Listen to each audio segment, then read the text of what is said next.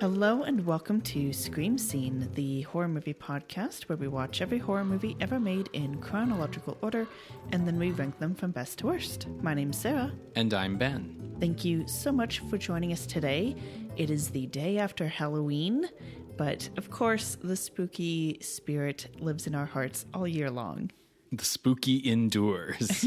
How are you today, Ben? I'm doing well. As of recording this, Halloween is in our future, but it's in your past.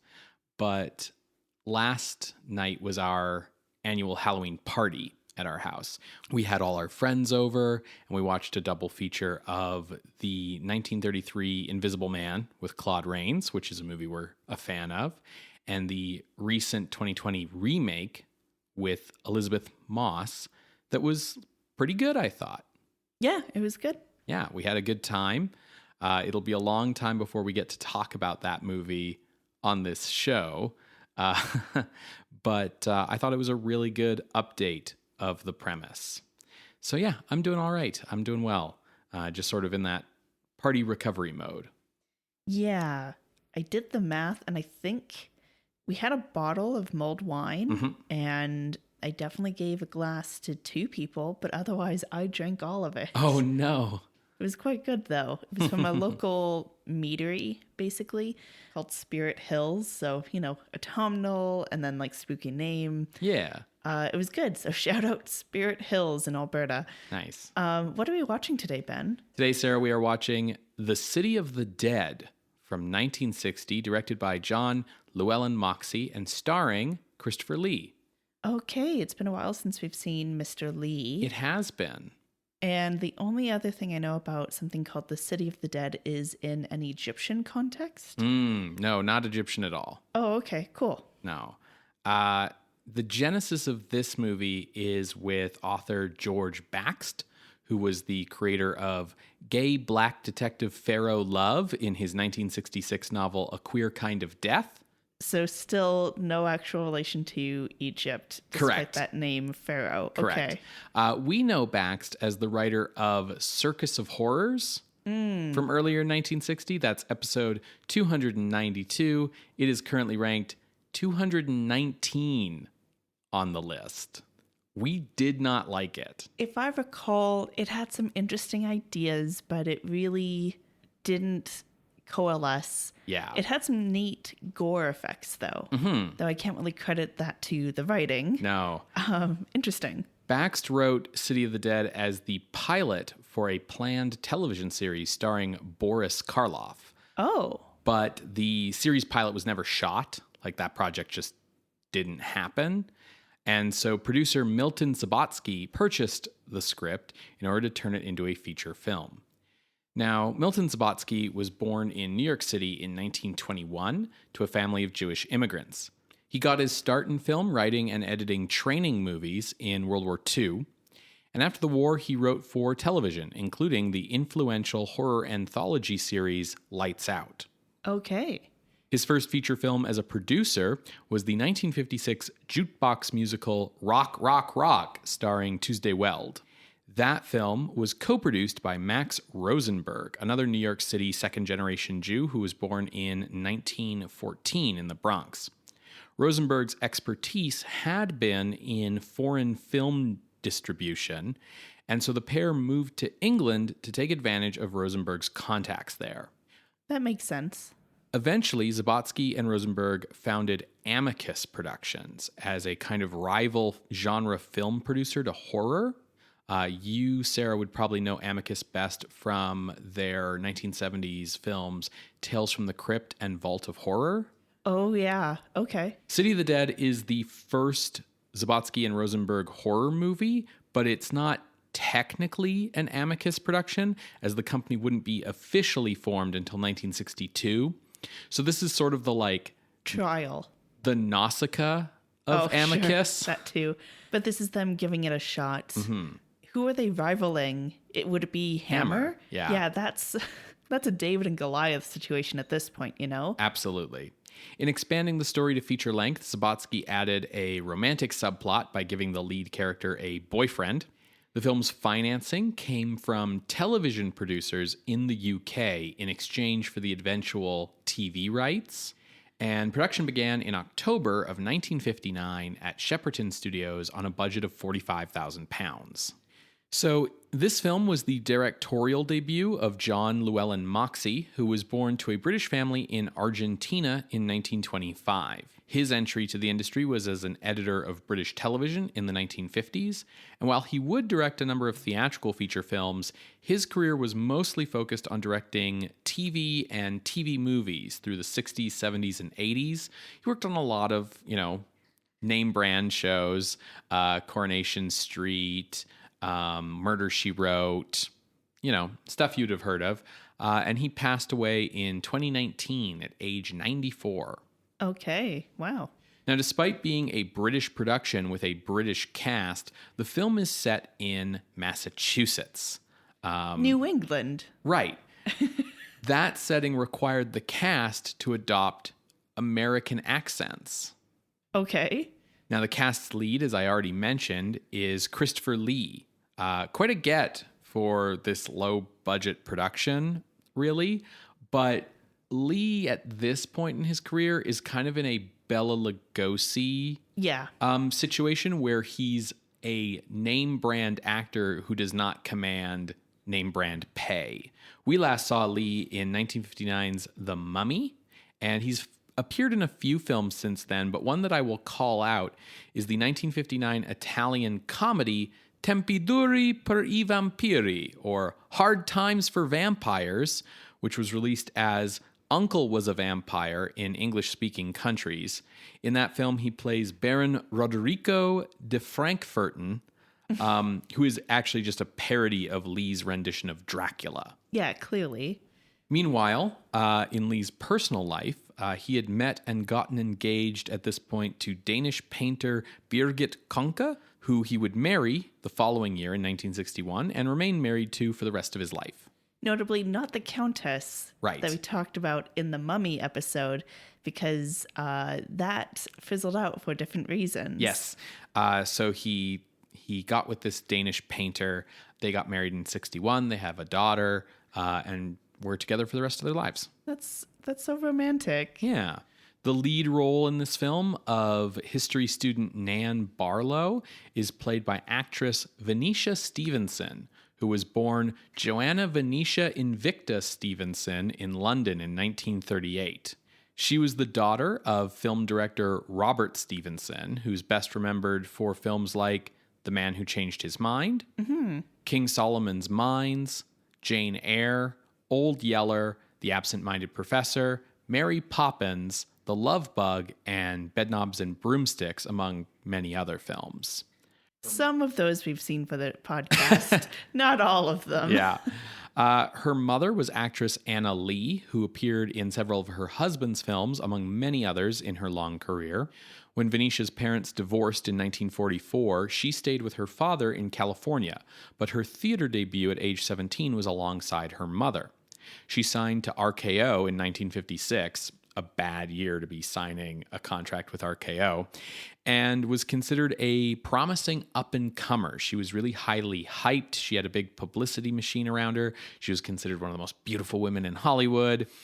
She married Russ Tamblyn in 1956. Okay. Divorcing the next year. Yeah. She also dated Tab Hunter as a beard for his relationship with Anthony Perkins.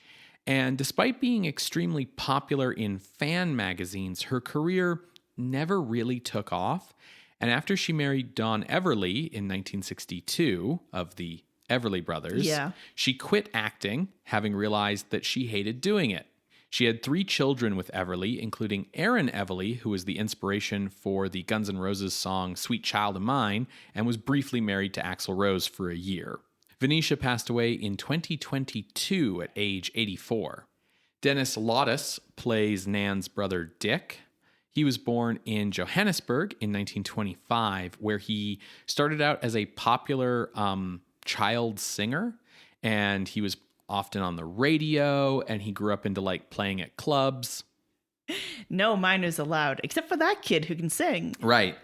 And after moving to Britain in the 1950s, he joined the Ted Heath Orchestra and became a popular singer and idol to young women through the 1950s. He started acting in 1959, but by the late 60s, his singing style was becoming very old-fashioned, so he decided to retire and became an antiques dealer and restaurateur. I love that. I want to know what led to that decision. Like, why those two things? In the 1980s, he actually started doing concerts again because the nostalgia cycle had come around in his favor. Sure. And he passed away on February 8th, 2023 at age 97. Wow. Yeah, I guess it makes sense that some of the folks we're seeing are now coming into present day. Sure. Actress Patricia Jessel plays the witch Elizabeth Selwyn. Born in 1920 in Hong Kong to British parents, she began acting at age 16 in a production of Peter Pan, where she played Wendy, and she appeared on stage and television throughout the 1940s and 50s, but sadly passed away in 1968 at age 47 of a heart attack. Oh, wow. That's so young. Her character's lover and fellow witch is played by Valentine Dyall, who was best known to British audiences as the Man in Black, the host of the horror anthology radio series Appointment with Fear in the 1940s and 50s. Born in 1908 in London, he was the son of actor Franklin Dyall and actress Concordia Merrill. He appeared in minor roles in films in the 1940s, including Laurence Olivier's Henry V, the 1949 version of The Queen of Spades, also in an adaptation of Appointment with Fear to film a movie called The Man in Black in 1949. And after this movie, he had roles in The Haunting in 1963. He had a voice role in the 1967 version of Casino Royale as the voice of Dr. Noah before that character is revealed to be Woody Allen. He was also the voice of God in the 1960s version of Bedazzled. He played the villainous Black Guardian for many years on the television series Doctor Who. He was the voice of the supercomputer Deep Thought on the 1980s television version of The Hitchhiker's Guide to the Galaxy. And he also played the role of Lord Angus on the first series of Blackadder. And he passed away in 1985 at age 77. So you said he was like a radio host of like this horror kind of show, and that there was a film adaptation of that in like 49 or something. Why didn't we watch that? So it's an anthology film. And from what I could tell, the movie version picked stories that were more thriller than horror. Yeah, that's fair. I just thought I would ask. Yeah. The film's score is by Australian composer Douglas Gamley, who would become the regular composer for Amicus's genre films from here on out. He considers Mogorsky of Night on Bald Mountain fame as his biggest musical influence. I mean, that makes sense. Cinematography for the film is by Desmond Dickinson, who shot Laurence Olivier's Hamlet in 1948 and also shot Horrors of the Black Museum in 1959. Yeah, I mean, Horrors of the Black Museum didn't rank very well, but it looked good. Sure. The City of the Dead was released on September 9th, 1960 in Britain by distributor British Lion. Hi, Paradox. Is that the lion? Is that the British Lion? It did make a small profit, but was largely considered a box office disappointment. And it wouldn't be seen in the United States until 1961, when it was renamed Horror Hotel. Okay. U.S. critics dismissed the movie as a ripoff of both Psycho and Black Sunday. Yeah, but if they had seen it in the time that it had actually come out. Yes. So it actually began shooting before either of those movies. Yeah. Even though it did come out like a little bit after, but not after enough for those movies to be influences on it at all. It, in this case, any resemblance really was purely coincidental. Just, I guess, tapping into the zeitgeist, I suppose. Sure. Furthermore, in the United States, the picture had 2 minutes cut from the opening of the film because there are characters exclaiming their allegiance to Lucifer. And I guess that bothered some people in the United States, even though that scene is kind of crucial to understanding the plot of the movie going forward from that point. So a little problematic there. Oh, well. In recent years, The City of the Dead has been reappraised as an underappreciated horror classic and seen as the beginning of Amicus horror. Lines from the film have been sampled in numerous songs over the years, most famously Rob Zombie's song Dragula. Additionally, the film's opening was used as a flashback scene in the low-budget 2011 British horror film Evil Calls. Today, City of the Dead is available on Blu-ray from VCI and to stream on Canopy and Tubi. Do you know which version that is? That's City of the Dead. The Horror Hotel version is available on YouTube. Okay. Well, folks, if you want to see the 2-minute shorter version, you can head to our website, screamscenepodcast.com, and check out our YouTube playlist. But if you want to see the full... satanic version. The full satanic version, that's where you can find it. Yeah, Tubi is free with ads, and Canopy just requires you to have a library card. Yeah, which you should have anyways, even if you don't use it, because that's how they get funding. Support local libraries. Support local libraries. You're going to hear a brief musical interlude, and when we come back, we will discuss The City of the Dead from 1960, directed by John Llewellyn Moxey. See you on the other side, everybody.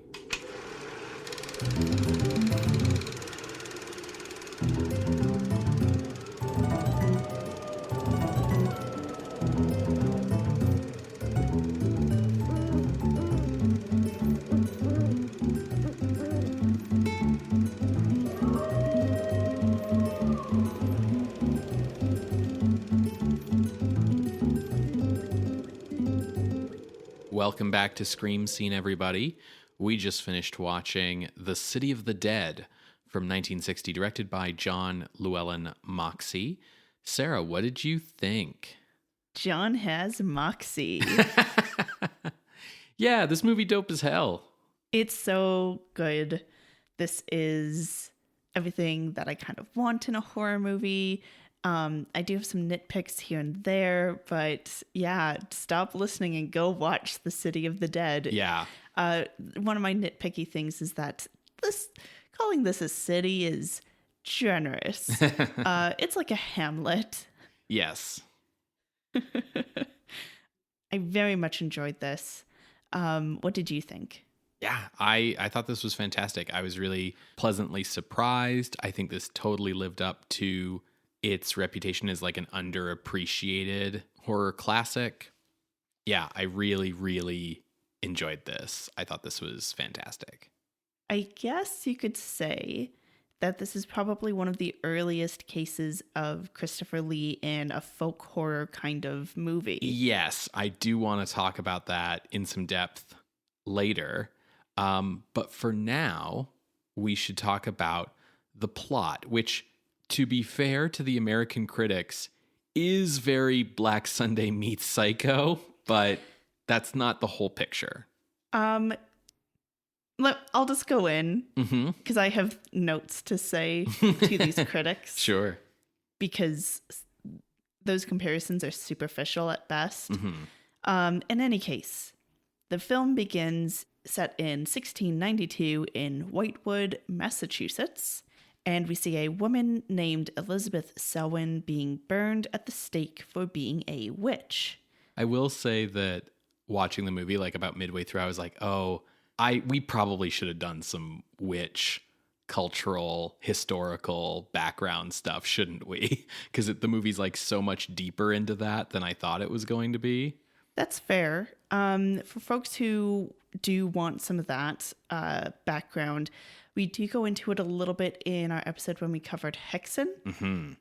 But that's like 300 episodes ago. Yeah, that episode's like one of the first like 10 or 20 episodes. Yeah. So I didn't do any research on this because I just wanted to get straight into recording and talking about this movie. But they do mention the death of a woman named Abigail Adams for why Elizabeth Selwyn is particularly being burned at the stake right now. That name rung a bell to me, but like I said, I didn't dig any deeper. It could also just be like designed to sound like an old-timey early American name. Elizabeth Selwyn does not ring a bell. So yeah, I'm sure we'll have ample opportunity in the future to dig in. In any case, so Elizabeth is being burned at the stake. When she's being taken to the stake, she calls out for her accomplice named Jethro, who denies knowing her. But as she is burned, Elizabeth calls on Satan, and Jethro does as well, to basically curse the town, saying that, together we will do his bidding, if we can, fuck up these people who are killing us. And indeed, we learned that 3 years after the burning of Elizabeth, there are a series of murders with ties to witchcraft. There are more burnings at the stakes, and all of this is kind of occurring, so I guess 1695-ish. We flash forward to the present, and we are learning this from historian Alan Driscoll, who is played by Christopher Lee, and he is recounting this to his class as his lesson on American history of witchcraft. Nan Barlow is a student in his class. She is particularly interested, but her boyfriend, who's taking this class with her, thinks it's all a bunch of nonsense. Now, her boyfriend, in the movie, they call him Bill. In the credits, he is called Tom. So I will be calling him Bill, but that's where there was some confusion between Ben and I about what this guy's name was. Yeah. I feel like they must have called him Tom at least once, because I feel like at some point in the movie I was like, yeah, this guy's name is Tom. And then they called him Bill, and I was like, wait, is his name Bill? And I was just very confused. The actor's name is Tom, so what could have happened is someone calling him Tom as his given name rather than his character's name. But in any case, I will be calling him Bill. For sure. Nan's brother Dick is also this is a bunch of nonsense. I'm a scientist. I look at bacteria. I don't believe in this baloney. It's a very weird reaction to take when it's in the context of history. Yeah, it's a history course, and witchcraft persecution is a thing that really happened. Yeah. Dick and Bill are both very rude about it because Nan is particularly interested, and she's like, well, what if there was witchcraft? I want to go and study more to learn if there was witchcraft. If there wasn't, then why did they think there was? She has been bit by the historian bug, and the two people who are the main people in her life are mocking it. And boy, was that a rough start to the movie, particularly because it's positioned as the science versus baloney kind of thing, right? And witchcraft being very much tied to the feminine identity. It also felt like the movie was bordering on that tension there. The other thing about that is she's not studying how to be a witch and do magic. Yeah. She's studying history. So it ends up coming across as well, history's not a really valid subject to study, which is a kind of nonsense take. That being said, when Dick explains his beliefs that witchcraft is baloney, instead of taking but history is good to study defense of it, Driscoll takes well, how do you know witchcraft isn't real defense of it, which does that's a whole nother ball of wax. In any case, yeah, Bill and Dick are both we don't support this interest. But they were both surprised that Nan chooses to change her vacation plans to go to Whitewood for research for her term paper at the suggestion of Professor Driscoll. Primary sources, folks. Yeah, it makes sense. So we follow Nan. She enters Massachusetts. The land of eternal fog. Just this thick, thick fog. And she runs into a man named Jethro, who is like, hey, you're heading to Whitewood? Can you give me a ride? And so they're talking, and then he disappears from her car mysteriously. She checks in at the Raven's Inn on February 1st and meets a Mrs. Newless, who looks a lot like Elizabeth Selwyn. In exploring the hamlet, Nan meets Reverend Russell, who is blind and talks about the fight against evil as if it's a literal fight. And seems to be the only Christian left in the town. Yes. And then she also meets Patricia, who goes by Pat, who is the Reverend's granddaughter. She is new in the town as well because she's here to look after her blind grandfather because her grandmother passed away a few weeks ago. Pat sells antique books in this like really cool shop. And Nan is like, oh, well, I'm looking for books on witchcraft. So Pat lends a book to Nan. In this book, Nan reads about Candlemas. Candlemas? Candlemas. Candlemas. The same thing as like Christmas. The Mass of Candles. Yeah. Candlemas, which happens on February 2nd, where witches and their coven must come together to sacrifice a woman who knows that she's been targeted because she loses a possession.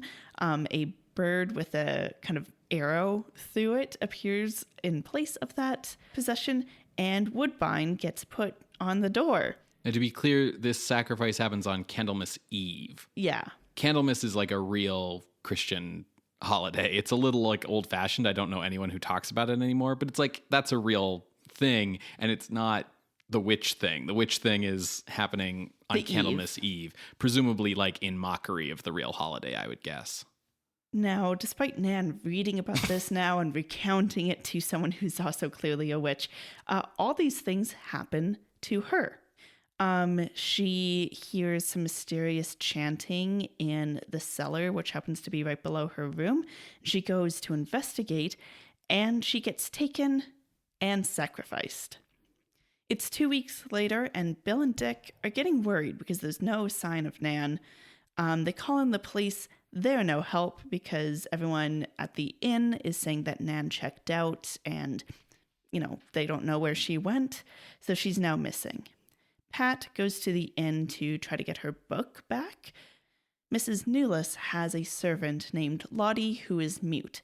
And it's clear that Lottie was trying to help Nan and to try to help Pat, gives Pat Nan's locket, which prompts Pat to go seek out Nan's family back in, I think they're based in Chicago.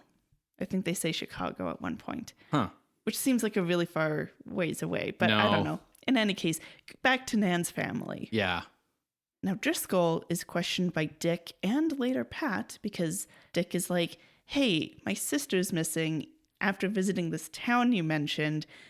Is this a freaky town? Like, what's going on? And of course, when he is first questioned, Driscoll hears the doorbell right after sacrificing a dove. We also see his face in the sacrificing of Nan. Yes. But it's very quick, so I think that's why we get the him actually sacrificing a dove. In any case, Dick and Pat do meet. They are like, yes, this is the locket. Yes, something strange is going on. Dick plans to head to Whitewood, but Pat needs to head home right now because she needs to look after her grandfather. As she's driving home, she picks up Jethro, who's asking for a quick ride, and this is a sign that she's been targeted. Later, we see Dick drive into the town, no problem. But Bill, the boyfriend, he wants to help too. So he's driving and following Dick, and as he's driving into Whitewood, he gets into a car accident due to seeing a vision of Elizabeth Selwyn's burning at the stake.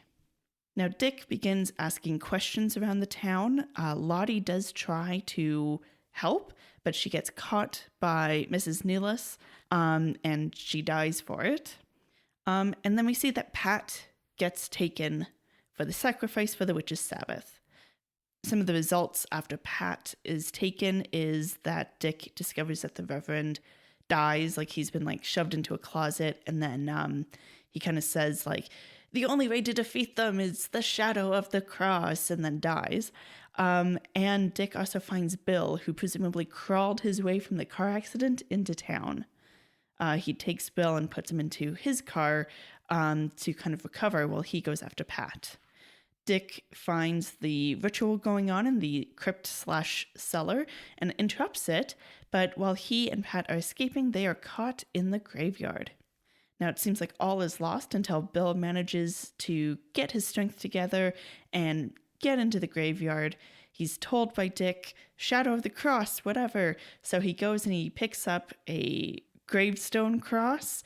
He gets stabbed in the back. Elizabeth Selwyn / Mrs. Newless throws the knife into his back. But by carrying the cross, its shadow literally bursts the witches into flame. Yeah, it shoots little lasers. Yeah, exactly. It's dope as fuck. Literally incinerating each witch. As this is going on, they have to wait till the 13th bell to do the sacrifice. But with all of this incineration, they can't complete the ritual.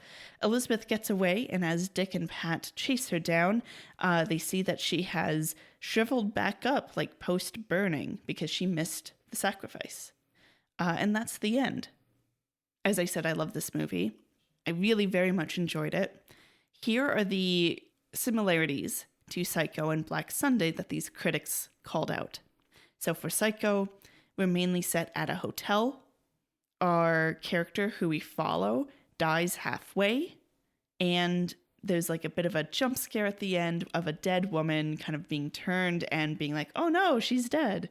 In the case of Psycho, it's the mom, Mrs. Bates. In this case, it's a turn and it's Elizabeth Selwyn, but then the movie ends right there. There's no further scenes. As far as Black Sunday goes, it begins with the burning of a witch. There's a supernatural element to it, gothic imagery. That's really it in terms of Black Sunday, as far as I could see. So I think there's a few more similarities. With Psycho, it's not just that we have this main character who we follow until she reaches a creepy hotel and is killed there. It's also that the second half of the movie is about her friends or family coming back into the town to investigate her disappearance and talking to the hotel people who are oh, she just checked out and left. So I think that structure, just the basic plot structure, is very Psycho. With Black Sunday, further similarities I would point out would be that the witch burned at the start of the movie has a male partner, that they both achieve a form of eternal life after cursing the community that burned them, and that they both come back in some way to cause further trouble. In both cases, for me, I do not see those similarities as enough evidence to be this movie isn't worth watching. Oh, for sure. Yeah, I don't agree with the critics who say oh, this was a ripoff, both for the chronology reasons that I was outlined before, but also because this movie is still really good in its own way. And, because it isn't actually ripping off those movies, it's not using those plot points in the way that a ripoff would, where you get this feeling of this is just happening because it happened in another movie. It feels natural to the plot. It all makes sense. It all still hangs together. It's all still, a good movie. Mm-hmm. I also felt there were some things that reminded me of the old Dark House. A little bit, yeah. Particularly just the vibe of we are entering another world. The Raven's Inn, when she first comes into it and it's all shadowy and there's the fire and that fire's throwing these weird shadows on the wall, that really reminded me of old Dark House's visuals specifically. Yeah. And personally, I think this movie actually looks ahead for a lot of the horror that we will be seeing going forward. I can't say specific names, but I feel this feeling of folk horror of this small town and supernatural elements reminded me of modern movies. Particularly, you're going to laugh at me for this, but particularly I was finally a movie that is actually a horror movie that scratches the itch that first came to me after watching Scooby-Doo and the Witch's Ghost in 1999. If you love that movie, you will love this one. I do think this is our first really good witch movie in some time. Black Sunday had witches, as we've just said, but or were they vampires then? Structurally, the thing about Black Sunday is the witches in that movie are vampires. Black Sunday, in terms of its subgenre sort of DNA, is much more a vampire movie than a witches movie. Now, these witches here do have eternal life due to sacrificing and draining the blood of pretty girls, but it's all very witchy. It's all black masses and 13th hours and covens and things. Also, the way that it was like, yes, we are in New England. We are dealing with witches and curses. Whitewood is a fictional town, but it might as well have been Salem. And how female-focused this is.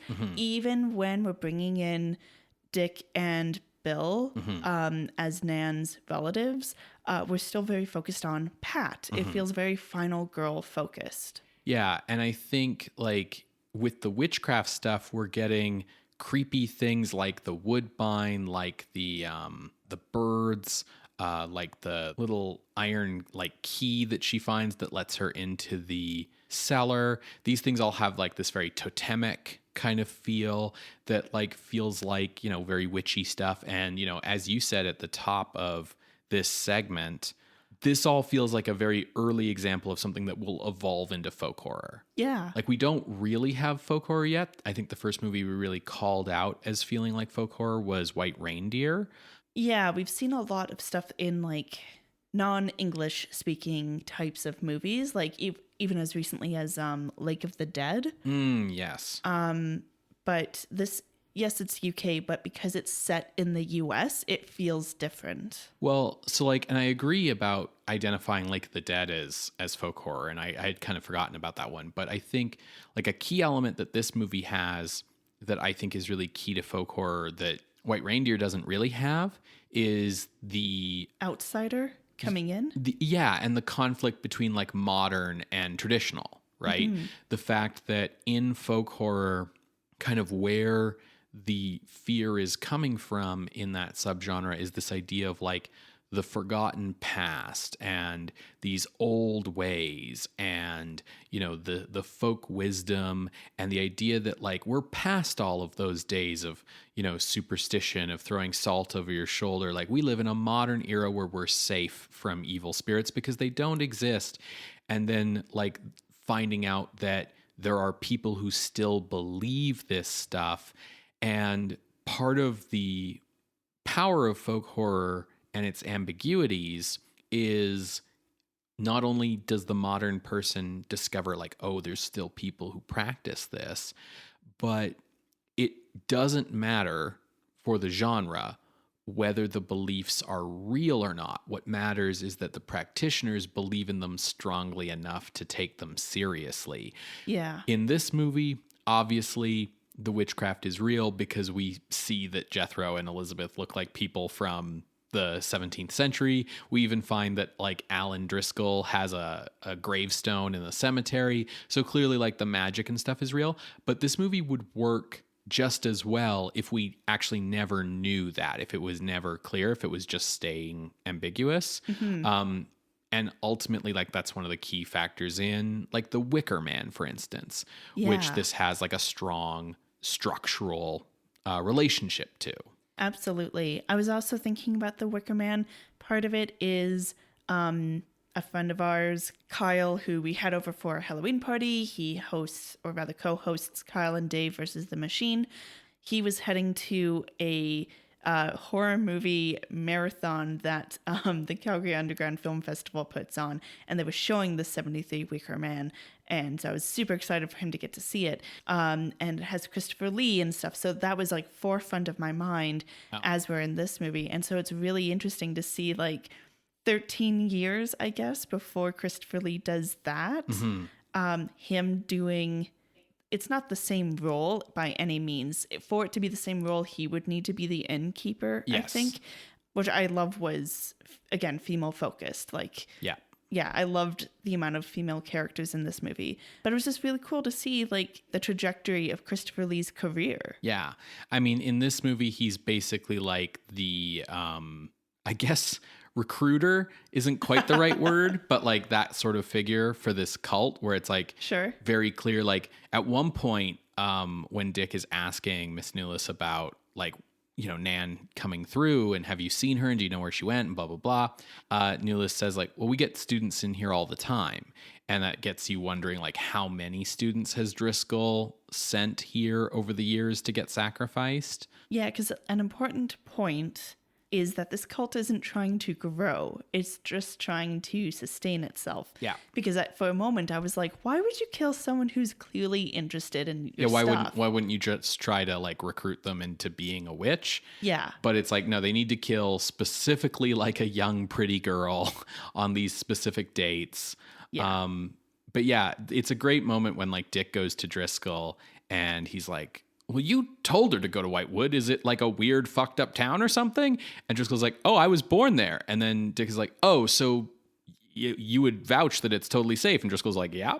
Like, yeah, absolutely. It's a great little moment. But yeah, this isn't quite folk horror in some ways. I feel like it's inching towards that idea, though, especially with the dichotomy that's set up between Dick being like science and modernity, and Driscoll not being like, but history is important too, but rather being like, but the old values. I think on a narrative level, it's very folk horror. On a visual aesthetic level, this is still very firmly in a gothic horror mode with its use of shadow, its use of smoke. It doesn't quite inch into the more like earthy aesthetic of folk horror, but I think a lot of that is coming from the fact that the whole village of Whitewood is built on a soundstage. We're all on a set, and the production design of Whitewood is actually very good. I really like how good it looks. Oh, it's beautiful. It does have that low budget feel, but low budget in that great way where sparse sets filled with fog are used to like evoke kind of a nightmare realm. It reminds me of like, like the direction in this movie from Moxey sometimes has a feel of television, and the editing has a very television feel to me as well, but good television, like The Twilight Zone or The Outer Limits or the original Star Trek, where we're, using our budget limitations to evoke like creativity and how can we get creepy with it and these kinds of things. And obviously the added time that you get to make a film versus a TV episode means that like they can be a little more creative with things like camera movement and angles and things. Oh yes, we get a couple of Dutch angles. It's great. And the cinematography of Desmond Dickinson, who has a long film career, worked on Hamlet and stuff, enables the movie to, even if it feels a little TV-ish at times because of the background of the crew, it really achieves like a fully cinematic look that like overcomes its low budget. I really liked the pacing of everything. Like, you don't feel like... One issue I have with Psycho is that when Marion dies, you're kind of like just floating there. You're like, well, I don't have any mooring to where the narrative is going to go. Yeah. And I think that was what Hitchcock was going for. In this film, when Nan dies, it still has some forward momentum. Yeah, it manages to like keep that forward arrow flying in a way where Psycho kind of gets almost like...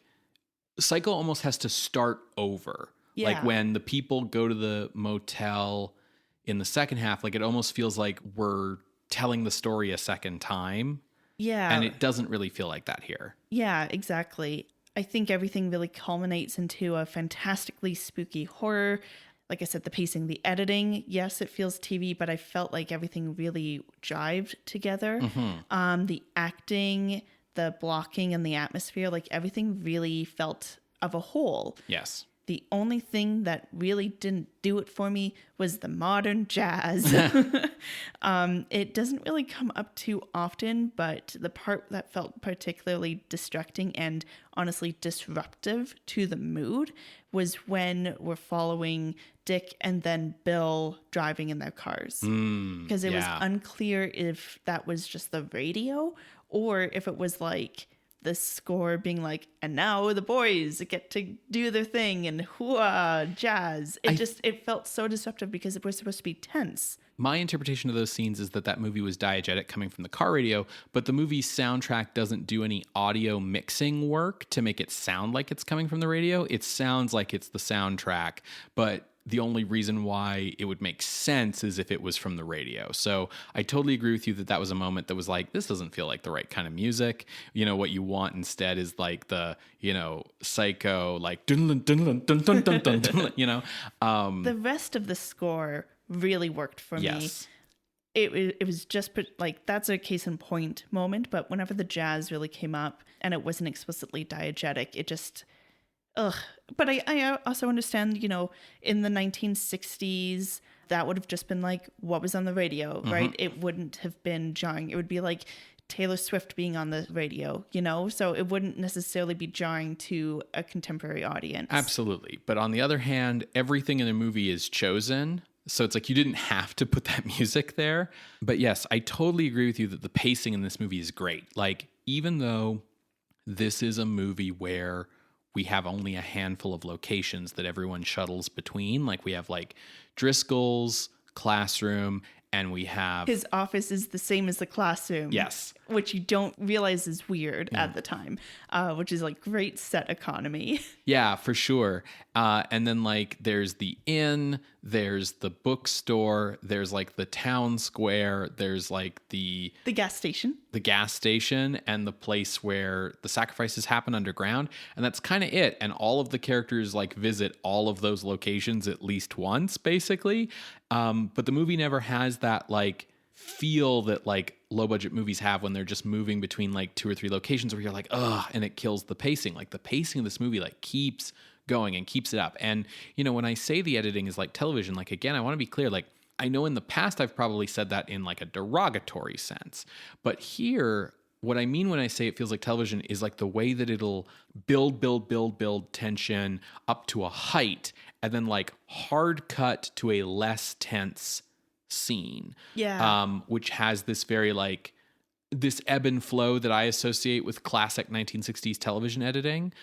But yeah, it's the filmmaking here, you know, light, shadow, smoke, cobwebs, everything comes together for this really gorgeous black and white look that really matches the movie's tone and mood perfectly. Yeah.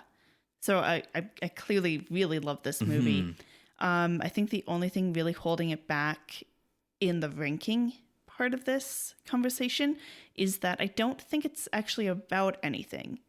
Well, yeah. So, and this is one of the reasons why like it doesn't quite hit. It's more like proto-folk horror than true folk horror because, you know, it kind of tries to bring up this like modern versus old ways kind of thing. But ultimately, it's not about that. It also brings up some like, you know, the power of Christ versus evil thing. And I will say that I really appreciate seeing a movie where like the power of God like really can do some shit, you know, and cast sacred flame on people. But, you know, it also feels a little bit like there's a part of my brain that was like, shirking away from crosses is a vampire thing. And like, why is it this easy to kill all the witches? But it's a cool visual at the end of the movie. You know, and there's some stuff here a little bit that you could dig out of this about like women versus men and some things like that you hinted at. But it's clearly not purposeful. And it doesn't quite hit the social commentary angle that better folk horror can do, you know, like Looking Forward to the Wicker Man, where the Wicker Man manages to use its Christian versus pagan conflict to have like a really subversive take on like the counterculture of the 1960s, where it like undercuts your sympathies in this really clever way. And that's not quite happening here yet, right? I will say it's fun seeing a UK movie set in the US for once. I think most of the actors handle the accent pretty well, though Dennis Lotus as Dick slips quite a bit, and Christopher Lee slips a little as well.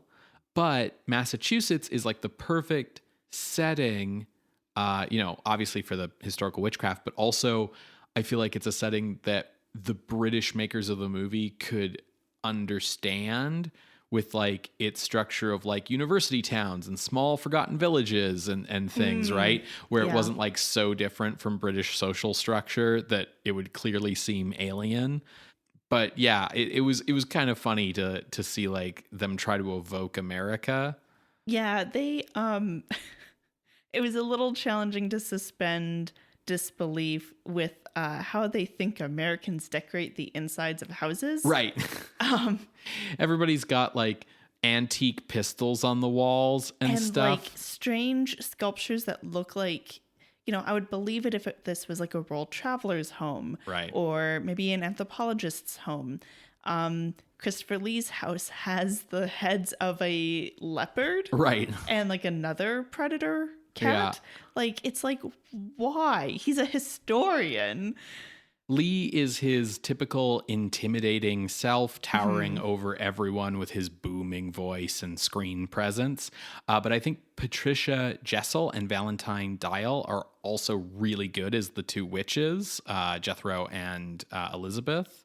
The actress playing Elizabeth was fantastic. She really like understood the assignment, I guess, to use like modern parlance. And Valentine, like, even though he's doing an American accent, so it's not quite the same as his like famous radio persona voice, I get why this guy was a radio voice, and then like why a lot of his film stuff is voiceover work. He just has like this amazingly great, deep, sonorific voice.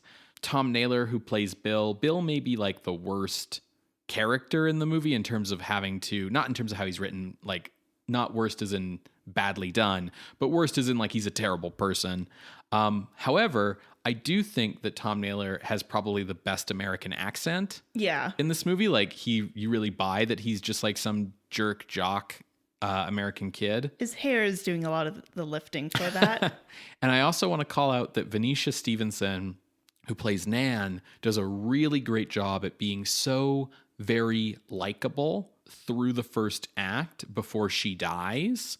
And it's almost like too bad that Psycho beat this movie to the punch on that twist of like, holy shit, you killed the lead character halfway through, because it, I think, really has the potential to be jarring here because of how likable she is, even though the movie does telegraph it with exactly how fucking obviously she's walking into this trap, where like, as you called out in the plot summary, like there's this scene where she's like sitting there reading out to Miss Newless, and she's like, yeah, and the sacrifice's most prized possession would be taken before they were kidnapped. By the way, my locket's missing. Have you seen it? Well, yeah, she definitely has the air of a little bit of a naive university student, which also, disrupts the credulity of, I want to do good on this term paper, so I'm going to go to this town. And it's like, if this was like your honors thesis, sure, but a term paper, my girl.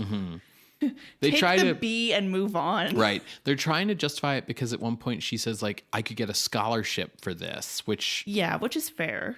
But yeah, I do think she's really, really likable, and that's such a key aspect for Nan to have. So, just wanted to call out, like, the cast is really great here. Great horror movie moments throughout, lots of good violence and spooky kind of gory imagery, like the burnt corpse at the end. Fantastic atmosphere. This movie is trying to compete with Hammer, and maybe it's just the American accents and the low budget, but watching it, it felt more like a Roger Corman movie. Maybe that's just because that's where we've seen some of the witch stuff before, like that travel back in time. Yeah, the undead. Yeah. I think it's probably the American thing that you're picking up. Yeah, I don't feel like this competed with Hammer because I felt like they were doing enough of their own thing. Yes. Yeah, it's a very different vibe, which is smart though, right? Yes. Like if you're trying to compete with like you're like, hey Hammer, I'm coming after you. You don't want to just do sloppy seconds. Right. You want to come up with like your own unique thing to offer an alternative product. Well, yeah, because like I feel like we've seen a couple of things that have tried to compete with Hammer coming out of Britain, to the point where they even like hired Jimmy Sangster, right, to write their scripts.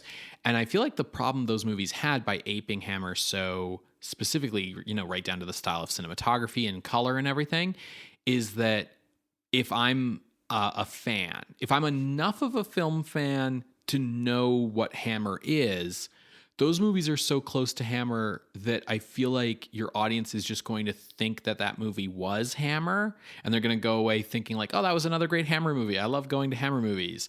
And like maybe you're trying to trick people that way, but I feel like the way that you build a brand and you create a true competition and you say like, hey, we're the other guys is exactly what we're seeing here. And you're totally right about it, Sarah. Like this is more the Marvel approach of like, and I mean that in like a 1960s Marvel way where it's like, we're the new underdog kid on the block. So what we're going to do is we're going to do the same thing our competitor does, but in a totally different way so that we can be like, we're not them, we're the other guys, right? Exactly. Yeah. Well, let's move on to ranking. For sure. So I'm really glad to hear that you liked this movie a lot, like to the point where like you're like glowing over here, because my range for this film is quite high. Okay. I would say that mine is high, but I'm not looking like top 10 or anything. Oh, okay. Mine could go top 10. Okay. Well, why don't I go first? Sure. I do want to call out, I thought about the Old Dark House. That's ranked at number 9. Because I felt like this wasn't saying anything. I wasn't really sure how I felt about it going into the top 10. That's fair. The Old Dark House is also particularly evocative with it being like this incredibly stylized, groundbreaking film. Yeah, very influential. And it also looks forward to some of those like movies from like the 70s that we'll be seeing. So I didn't know if it really felt right to put The City of the Dead up here. But looking down, my eyes caught House on Haunted Hill at number 30. And that movie has really great visuals as well. But it is, it borders the line of like spoopy and campy and devilish. Yeah. Vincent Price completely rocking it. And I felt, I think because City of the Dead is taking itself seriously, that it should go above House on Haunted Hill. So that was my floor. Looking up, I found myself struggling because we have the Frankenstein movies up here. And Bride of Frankenstein is particularly evocative with its visuals. You have La Diabolique. You have even like The Body Snatcher. Black Sunday's at number 20. Right there. And I don't know if City of the Dead can match Black Sunday because Black Sunday is also pushing the envelope with gore. The City of the Dead, as much as the visuals are amazing, there's no gore here. I guess there's people set on fire, but like that's it. It's all very stuff that we've seen before. It's not pushing that envelope. So I figured that I would have Black Sunday as my ceiling.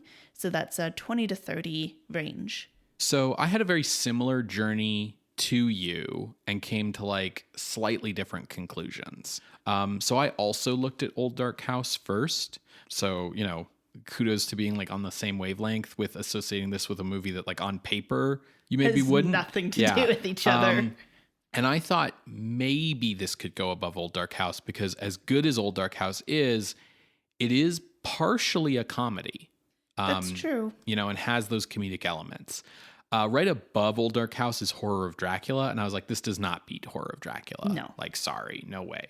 Below Old Dark House, there's a lot of strong stuff here. I Walked with a Zombie, The Fall of the House of Usher, Yotsuya Kaiden, Jigoku, Island of Lost Souls. Like, this is all fucking top tier territory, obviously, right? We're in the top 20. And it felt weird that my brain was like, I think this movie could go this high, which I do genuinely feel. It just felt weird because I've never heard anyone talk about this movie ever before. Whereas like all the rest of these are like canonical horror classics, right? But I was looking down. I spotted Black Sunday at 20. And I thought maybe this is better because, while there's similarities between the two and while Black Sunday pushes the gore thing, and is more innovative in that way, this feels like so much more coherent and cohesive as a narrative. That's fair. Black Sunday had a lot of pre-production stuff going on that meant that a lot of the construction of the narrative came through in the editing process. Yeah, whereas like this feels very well written. It feels like research was done. It feels like everything kind of ties together. Looking below Black Sunday, though, in case we decided Black Sunday was better, I'm still looking. Trying to find that floor. I actually ended up making my floor 23 because I hit Quatermass Experiment and I decided I like this better than Quatermass Experiment. I think this is a better horror movie. And even though I saw like Le Diabolique below there and the Frankenstein movies and Dracula, by the time I was looking like, well, I like this better than Night of the Demon. I like this better than House on Haunted Hill, so I think it definitely goes above those. And I really like Frankenstein and Dracula and I Married a Monster and so on. But like, I think maybe this is a better horror movie than some of those, just like in terms of its execution. So my range ended up being 9 to 23, with yours being, what was it end up being, 20 to 30? Yep. So I think what we look for is that overlap, right? So we're looking between Black Sunday and Quatermass Experiment. Ends up being kind of where we should be casting our eyes. Well, I agree with what you're saying in terms of the narrative and comparing that to Black Sunday, because even what script they had when they started shooting Black Sunday was convoluted as fuck. Yeah. City of the Dead is doing similar things, or at least pulling on similar like ideas of witches and stuff like that. And I do want to say, I guess coming briefly back to a point about the ripoff thing. Yeah. Like, I don't think this is a ripoff, but I do think there's enough similarities between Psycho and Black Sunday and stuff that when you do see all of these movies in the same year, I can absolutely see why critics would react like, what? This is just like those other movies, because it would be super wild if like 3 movies came out in the same year that had kind of the same like topic and plot structure and twist structure as each other. And yet. That is what happened. Yeah. Anyways. So I think you make a good point about, where Black Sunday is. I think also the fact that Black Sunday is a period piece helps build a little bit of distance, which is probably why they were able to go a little bit more hard on some of the horror visuals without a lot of pushback. I do know that if we talk about like going hard, like this isn't as gory, but it took years for Hammer to convince the BBFC to let them do movies that had witchcraft in them at all, because the BBFC like was super against giving certificates to movies that depicted Satanism in any way, and like you had to really tiptoe around it. How did this movie deal? Right. So this movie's like goes so hard on it and is like so aggressive. Like this is a witch movie, like really specifically, right? And like talks about the Satanism, and the parts that were edited out of the American version was the opening in the 16th century, because that had the direct prayers to Lucifer. That was the thing that the Americans didn't like, and yet that was in the British version. So I found out that the reason was because it's set in Massachusetts.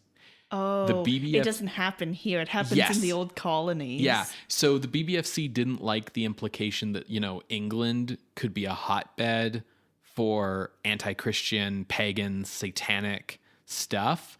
But they had no problem with implying that it was still alive and well in the United States. So that's how they got away with it. But I just bring that up to say that, like, although this movie isn't pushing boundaries in the gore way, it actually is still pushing some boundaries.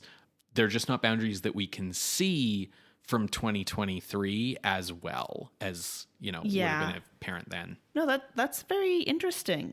I also know that you really liked both of these movies. I did. We've been seeing a string of movies that I'm like, damn, I fucking love this. Yeah, 1960 is the fucking banger year. We haven't had, like, I think this strong a single year for horror since, like, straight up, like, 1931-32, right? Which is like maybe 39 when horror came back. Yeah. 31 to 32 is like a good 12-month stretch, but like 1960 is fucking killing it. Okay. I'm probably going to get flack for this, but whatever. A movie that you can sit down and be like, hey, person who knows nothing about horror, let me show you a very cool horror movie. We can either watch The City of the Dead or Black Sunday. Black Sunday will require so much more like, hey, here's what's going on. That's beyond just the fact that it's made in a foreign language than City of the Dead. And I think also because, like I said at the top about scratching that itch of Scooby-Doo and the Witch's Ghost, like, it is wild. I can't believe how close it scratched that itch. It's ridiculous. I think I'm going to suggest that this goes above Black Sunday, but stays below Isle of the Dead. Okay. I do think that these are very neck and neck movies, and I'm surprised because, like, I've never heard anyone talk about this movie before, like, ever. And people talk about Black Sunday till the cows come home. But yeah, as much as I really liked Black Sunday, or The Mask of Satan, to give it a more proper name, or La Maschera del Demonio, to give it like a really proper name, as much as I like that movie, I think if given a choice, I would rewatch this first. So yeah, I'm gonna go with you here. Although I would also, to be honest, be perfectly fine putting this below Mask of Satan and above Son of Frankenstein. I think that's also a good spot. I think like these two movies are very neck and neck. But I was the one giving the good reasons for ranking it above, and then you agreed with me. So I feel like I shouldn't argue. You can argue against yourself. That's okay. So yeah, let's do it. Let's knock Black Sunday out of the top 20 as almost quickly as it entered, and I assume we will get flack for it. And make our new number 20, The City of the Dead, aka Horror Hotel, from 1960, directed by John Llewellyn Moxey, entering the list below Isle of the Dead, above Black Sunday. If you would like to see this list, you can go to our website, screamscenepodcast.com. There you can find links to the many episodes that we have mentioned today, as well as our appeals box. If you would like to contest this or any other ranking, you can drop us a line through our Ask box on Tumblr, or you can email us at screamscenepodcast@gmail.com. Scream Scene updates every Wednesday on Apple Podcasts, Google Podcasts, SoundCloud, and Spotify. You can subscribe to the show using our RSS feed. You can help the show out by leaving us a rating or a review on the podcasting app of your choice, or by sharing the show on social media, or just talking about it with your friends. We are just past Halloween, but as Sarah said, the spooky season can live in your heart all year round if you want it to. So let people know about the show. We really appreciate it. We also really appreciate those of you who support us on Patreon. If you would like to join the Patrons of the Night, you can do so for as little as $1 a month by going to patreon.com/screamscenepodcast. If you sign up at the $5 and $10 levels, you're going to get access to regular bonus content. In October, we do extra special bonus content, and we just finished October, so you're going to get access to all of that immediately and be able to check out our cut content from our horror adjacent bonus episodes, as well as our actual play experimental episode where we and some of our friends played the horror tabletop role-playing game Dread. And that's a really cool episode that would have gone up yesterday on our Patreon as of today, not the day we recorded this, but the day it came out. It would have gone up the day before this episode was published. Yes. On Halloween. Went up on Halloween. It's really, really cool. I suggest that you take a listen to it, and you can do that by going to patreon.com/screamscenepodcast. So, Ben, what are we watching next week? Next week, Sarah, we are moving back onto continental Europe for a French-Italian co-production. The French title is Et mourir de plaisir, which means something of the pleasure? And die of pleasure. Oh. The English title is Blood and Roses. Ooh. This is an erotic horror film based on Carmilla. Oh my goodness. It's directed by Roger Vadim, who is most famous for two other films, one of which he would have already made by this point, And God Created Woman, the sort of sexy rom-com that launched Bridget Bardot to stardom. The other movie, which came after this one that you may know him from, is Barbarella.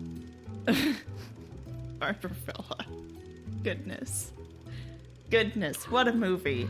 So don't miss our upcoming erotic horror episode, adapting the most lesbian of classic vampire stories. Love it. We will see you then, Creatures of the Night. Bye. Bye.